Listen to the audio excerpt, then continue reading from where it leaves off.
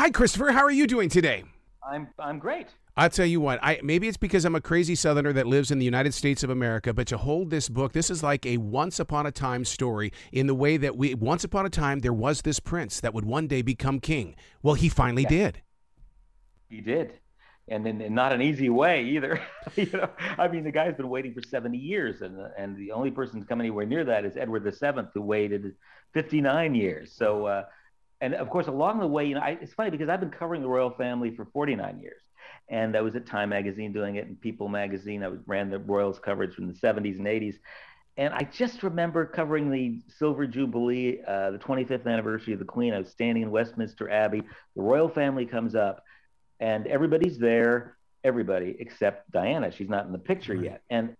And the difference between that family and the post Diana family, royal family, is just you can't believe they're the same people. I mean, it went from kind of a musty, dusty bunch to this dynamic, scandal plagued, tragedy plagued family, and it's just irresistible story. Isn't that what we wanted, though? I mean, even as outsiders, we want that drama. We want those Oh hidden yeah, family secrets. right, right. Well, they weren't hidden anymore when Diana came along. She really blew the lid off of everything, and I'm very much team Diana. I think she was a woman who is wrongly portrayed as kind of neurotic now in the British press and kind of a troublemaker. I think she was somebody who went into that relationship with Charles, loving the guy. Like all the women of that generation, he was, especially in England, bachelor number one, the future king of England. But she did love it, and she was 12 years younger than him, and she suddenly realized that she's walking down the aisle on her wedding day, that the woman sitting, in pew number 6 or whatever, and looking at her, she knows even then that Camilla is the love of Charles's life. Oh And my then God. what happened after that. I Mm, mean, just a mm. spectacular run of scandals. Well, I knew as a young adult that when Princess Di was asked about love, I mean, her answer was so innocent, and then Charles just kind of uttered, and I'm going, well, that's kind of strange, because I would never say something like that when it comes to the subject of love or who I'm going to marry. Right. I mean, it's an easy thing for him to do, isn't it? But he wasn't going to do it, even for the press. I mean, all he had, she said they were very much in love, and he said he didn't even have to say anything, but he said, "Well, whatever love is," Yeah, in a yeah. very sarcastic way. And she looked at him. He can't control his emotions. He's a very complicated, paradoxical character. There are things about him that are very likable, things that aren't. He's got this huge temper, which we saw a little flash of, by the way, when he, during the after his mother died and he became king Hmm. just recently. Remember, he sat down to sign some papers in Scotland, and the guy had cleared the desk off fast enough, and he had a little mini tantrum there. I mean, that's him. He has done things like, when he dropped a cufflink in the sink, he tore the sink off the wall. He tried to strangle one of his valets. He, when he couldn't open a stuck window, he threw a chair through it, and this was somebody else's house. Um, he's capable of real rage, but you don't really see that. He seems Right. controlled most of the time. He even seems awkward and detached most of the time, I think. Wow, his But he's actions are so much like a rock star. But even Johnny Depp had to repay for the room when he would destroy a room. That's right. The king never has to. Well, then Prince Charles never had to pay for anything. But I mean, here's a guy. He's king of England, and he still travels with his teddy bear, childhood teddy bear. Oh. That's endearing. God. Although it is a 70-year-old bear, so it's getting kind of little rank. I got to tell you something, Christopher. That when I saw the video of him with the writing instrument, because I am a daily writer, and I dip and I write and I dip and I write. I laughed so hard because I'm very proud of the ink on my hands. Not him. Oh my No, he God. was.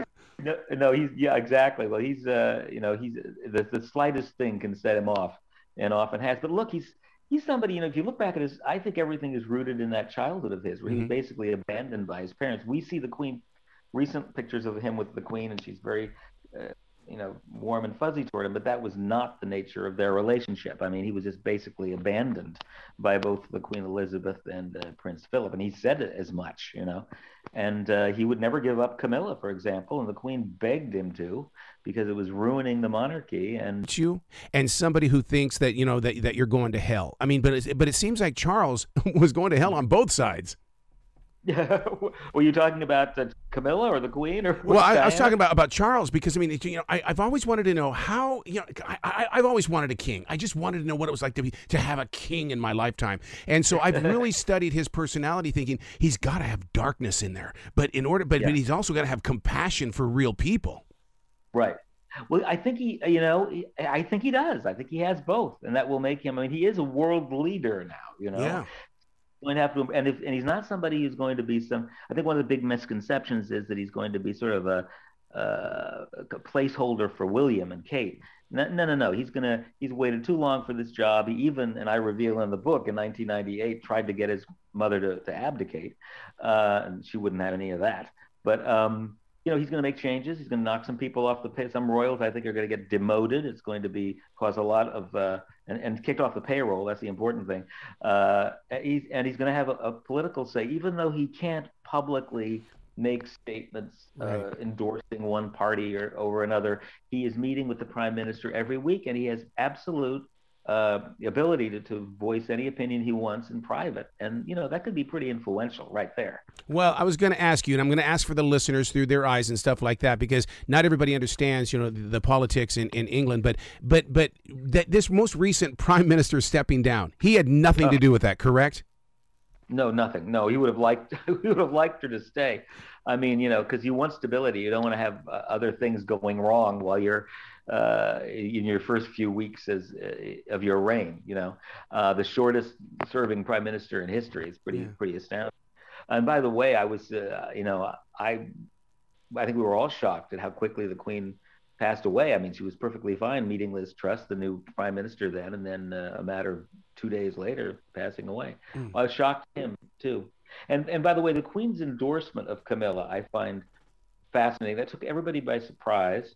It was something that I don't think William and Harry ever. They thought their father would, stick to his promise and never try and make Camilla queen. She'd always be known as Princess Consort. So there's a little bit of. I think they're still a little upset about that, Yeah. and we'll see what happens.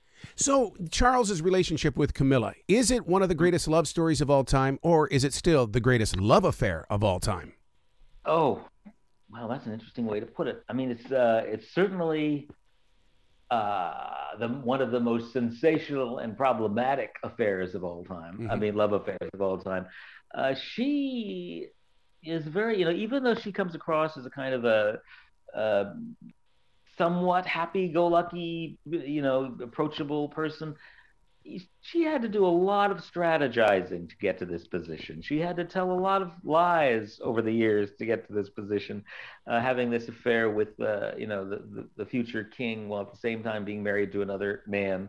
And it's really, it's definitely somewhat of a dark story, I suppose. But anyway, she's going to be crowned queen. It'll be interesting to see what the reaction of the British people is. I think there's just going to be a lot of anger and resentment because the degree of affection toward Diana is still very much there.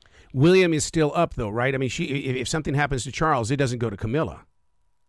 Oh no, no, no, no. Good. But Camilla still, she's going to be. They keep saying queen consort. That's a recent kind of construction, conceit, something they've invented very recently. She's going to be queen. She will be known as Queen Camilla, the same way Edward VI's Right. wife was Queen Elizabeth. So she is the most important woman in the realm, and there's no getting away from that. Now, how she got to that position, if one traces all that she did, she picked Diana, by the way. Camilla and another of Charles's mistresses, Lady Cangatrian, picked. They drew up a list of 10 young women they thought would be the suitable mother of the future king's, children. And at the top of that list was Diana. So Camilla really picked Diana, thinking Wow. she would be an innocent young girl who would just go along with everything. And that's not she. And she made a huge mistake because Diana reminded her.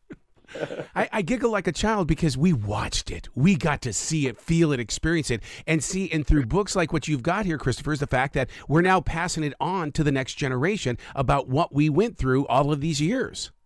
Yeah, and I think it's amazing how many people really don't know or don't remember the story of Diana and how she was really the first royal who, I mean, she embraced AIDS patients at a time when nobody Yes. was, you weren't supposed to touch them. It was, she dealt with the homeless, and she taught, walked through, a field of landmines. I mean, she did all of these really heroic things, very important causes, and got no love in return from the royal family or the men in gray, as she called them, who run the monarchy behind the scenes.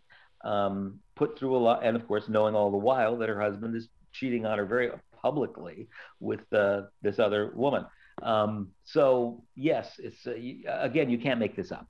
So as close as you have been to the family for 45 years, like you mentioned, it's one of those things where, I mean, because you've had to live the National Enquirer, the Sun, and things like that. I mean, did you just walk past it and think you have no idea what you're doing here? You're spreading false news here, guys.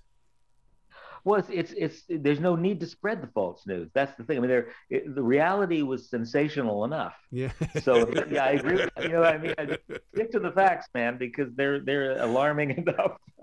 And some interesting things too that I don't think people realize how many times, for example, King Charles cheated death over the years. He just recently talked about the time he was in, no one ever knew this, and he just said this a few months ago, when he was on his bicycle at Cambridge University, he was literally hit by a bus.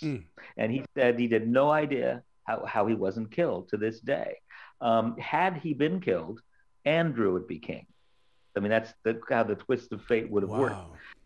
And by the way, one time he got he was during RAF training, because he had to train in all the military services. He got his feet tangled up in the parachute lines and was upside down and just kind of righted himself the last minute, or he would have been dead in a matter of seconds. Another time, just 2 weeks before Diana died, he almost went over a cliff, and his car lost control of it. Another time he was almost killed in an avalanche that killed his best friend. There was an assassination attempt that people don't remember in 1998, where a guy came up and fired a gun. So it's all of those things. Anything, if he had ever been killed or died in any of those accidents, we'd just be looking at it. History would be different. Oh my God! You just gave me a flashback, Christopher, of a book that I read with the Dalai Lama, in the fact that we've lived this life before, so we keep coming back to the same life. All of these things probably happened. It's just that now it's like, okay, let's run with this story. We've done everything else. Yeah, I wonder about that. That's just almost too thought provoking. But too much going on up there. I love the way that you described that Charles learned the way of the monkey. What a monkey does is by watching his parents, and so he studied his parents. I love it when people identify who the people are that they are inspired by. Right. Yes, that's exactly his line. The I learned the way a monkey does by watching his parents. The trouble with that is he's very much his own man. I don't think he's going to be anything. I mean, I think he'll be like the Queen in that he does believe that the monarchy is something that he's now in his hands, and it's his responsibility to keep it going. He has that sense of duty and whatnot. But again, I think he's just much more. He'll be a much more kind of colorful figure in the long. I'm looking forward to that, because Hollywood has painted the picture of the royal family and stuff like that all of these years. I want to see my real king, if you know what I mean. Sure. And of course, we have to get used to the king thing. Everybody says Prince Charles all the time, and I